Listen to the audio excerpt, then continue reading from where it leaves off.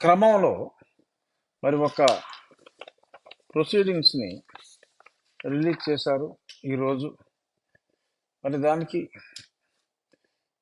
Tirumala Tirupati Devasthanam, Tirupati Andhra Pradesh office of the executive officer ఈ రకంగా మరి ఈ ప్రొసీడింగ్స్ సోషల్ మీడియాలో ఈరోజు డేట్లో వచ్చింది. ఓకే, సో ఇది ఇటుపక్క చిక్కటి చిరునవ్వుతో చందమామల జగన్మోహన్ రెడ్డి గారు, ఇటుపక్క స్వామి. ఇది మరి ఏ రకంగా చూసినా చాలా క్షమించరాని దోషం, నేరం అని నేను అనలేను, కానీ దోషం అని నేను గుండెల మీద చేతులు వేసుకుని చెప్పగలను. కొన్ని క్షమించగలిగిన తప్పులు ఉంటాయి, కానీ ఇది చాలా టూ మచ్. ఇది బహుశా చైర్మన్ గారైనా మరి ఈఓ గారైనా వారి మనస్సాక్షిని చంపుకునే మరి ఈ లెటర్ హెడ్స్ ప్రింట్ చేసి ఉంటారేమో అని నా భావన.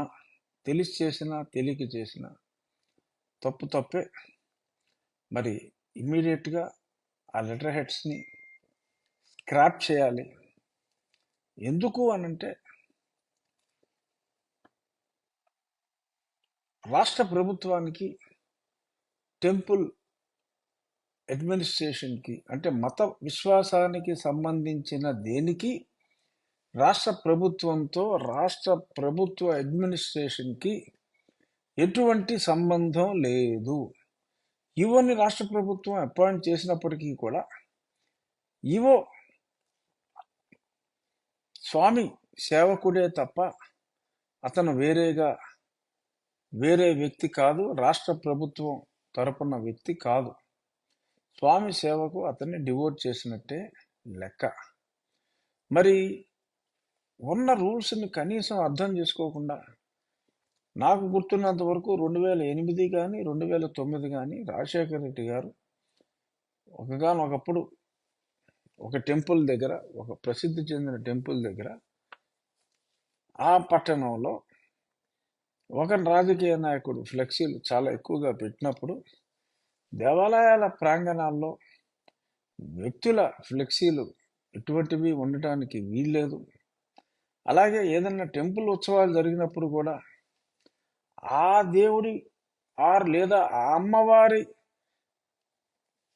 ప్రతిమలే ఫోటోలుగా ఉండాలి. కార్యనిర్వహణ అధికారి సో అని ఉండాలి తప్ప సో టెంపుల్ అని ఆ పేరు కూడా ఉండటానికి వీల్లేదు అనే నియమ నిబంధనలు ఉన్నాయి. అసలు మతపరమైన విశ్వాసాలకు సంబంధించి ప్రభుత్వాలు జోక్యం చేసుకోవటానికే వీల్లేదు. ఈ స్థలం కొన్నది టీటీడీ డబ్బులతో, జగన్మోహన్ రెడ్డి గారు రాష్ట్ర ప్రభుత్వ డబ్బులతో ఏదన్నా భూమి కొని పేదవారందరికీ మరి 1 సెంటు భూమి, విశాలమైన భవనాలు కట్టుకోవటానికి 1 సెంటు భూమి ఇచ్చారు కదా. అలాగ పోనీ ఏదన్నా ఇల్లు, ఏదన్నా విశాలమైన భవనాలు కట్టుకోవటానికి ఆయన ఏదన్నా ప్రభుత్వం తరపున సెంటు భూమో లేకపోతే 10 సెంట్ల భూమో ఎవరికైనా ఇచ్చుంటే ఆ ప్రొసీడింగ్స్ ఇచ్చారన్నా కూడా అర్థం లేదు. ఎందుకంటే ఇది ఇవ్వాల్సింది టీటీడీ స్టేషనరీ మీద జగన్మోహన్ రెడ్డి బొమ్మ, ఆ స్థానంలో ఒకప్పుడు రాజశేఖర రెడ్డి గారి బొమ్మ ఉండేది, పూర్తిగా ఎత్తేసాడు మావాడు. జగన్మోహన్ రెడ్డి గారి బొమ్మే పెట్టారు. చుట్టూ నవ స్కీమ్స్ ఈ బొమ్మ. మరి అసలు చూస్తే అసలు తట్టుకోలేనంత బాధ వస్తుంది. అంటే ఐ కాంట్ ఈవెన్ ఎక్స్ప్లెయిన్. ఇంత దరిద్రంగా ఆలోచిస్తారా జనం? ఇంత నీచంగా? అరే, బర్త్ సర్టిఫికేట్లు వేసావు, డెత్ సర్టిఫికేట్లు వేసావు, మా ఆస్తి సర్టిఫికేట్ల మీద వేసుకున్నావు, ఇంకా ఇది లేదు అది లేదు, డ్రైవింగ్ లైసెన్సుల మీద వేసావు, హాస్పిటల్లో స్టేషనరీ మీద వేసావు, ఇంకా తీరలేదా కుతి? దేవస్థానం స్టేషనరీ మీద కూడా, తిరుమల తిరుపతి దేవస్థానం స్టేషనరీ మీద కూడా మరి ఈరోజు నీ బొమ్మ వేసుకునే పరిస్థితికి, ఆర్ ఆయన బొమ్మ వేసే పరిస్థితికి ఈ అడ్మినిస్ట్రేషన్ వచ్చిందా?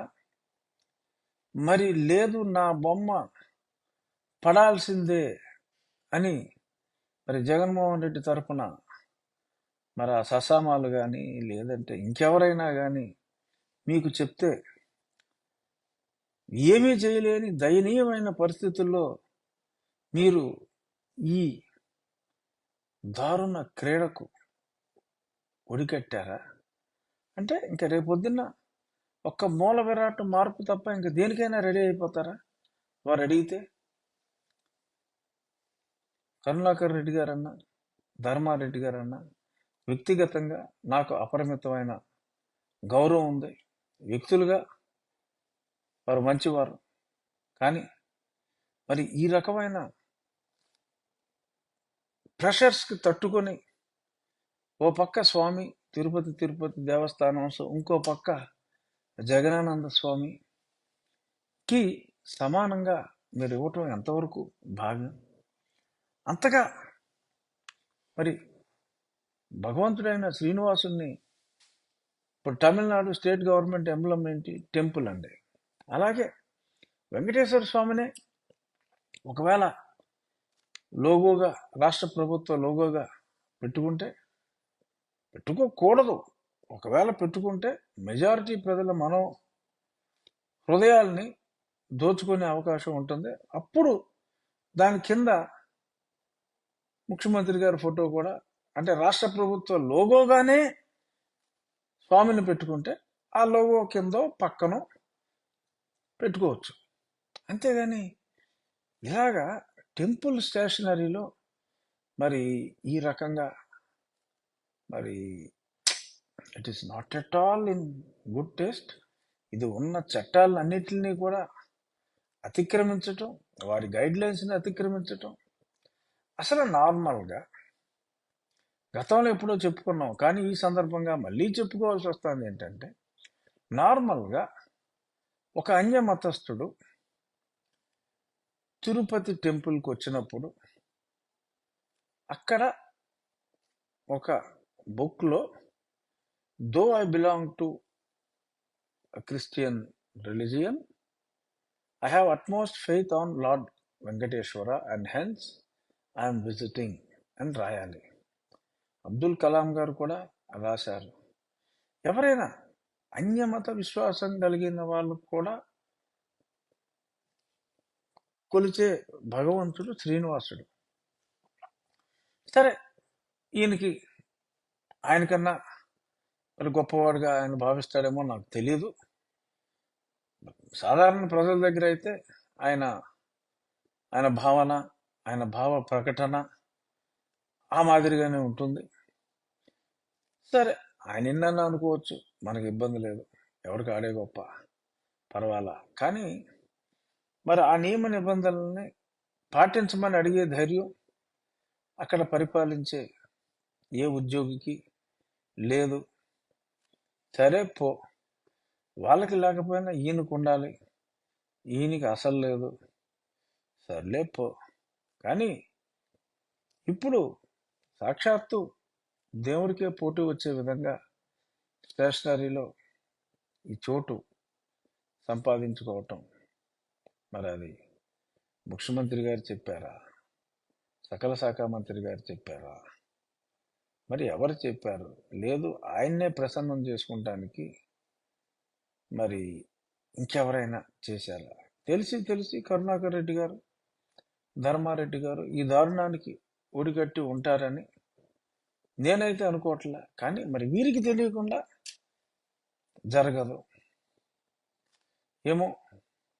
ఇదైతే మటుకు మళ్ళీ మనసు గుచ్చుకుంది. భక్తుల మనోభావాల్ని తీవ్రంగా గాయపరిచే సంఘటన. మరి భక్తులందరూ కూడా ఆ ఫోటోకి దూరం అయ్యే పరిస్థితి తీసుకొస్తున్నారు. ఇది మంచి పద్ధతి కాదు. మరి ఆయన్ని మీ ప్రేమతో మరి ఆయన్ని ప్రజలు రాజకీయ సుడిగుండంలో ముంచి కడతీర్చే దిశగా మీరు ప్రేరేపిస్తున్నారేమో, పునరాలోచించుకోండి. ఇది మంచి పద్ధతి కాదు. జగన్మోహన్ రెడ్డి గారు ఆయన ఎలక్షన్ ఎఫిడవిట్లో స్పష్టంగా ఆయన క్రిస్టియన్ అని చెప్పి ఎఫిడవిట్లో ఉంది. అది public domain. CM Jaganmohan Reddy MLA Pulivendula election affidavit అని మీరు కొట్టండి నెట్లో. ఇప్పుడే మీ సెల్ ఫోన్ తీసుకుని రచ్చబండి అయిన వెంటనే అందులో ఉంటుంది రిలీజియన్, మీకు తెలుస్తుంది.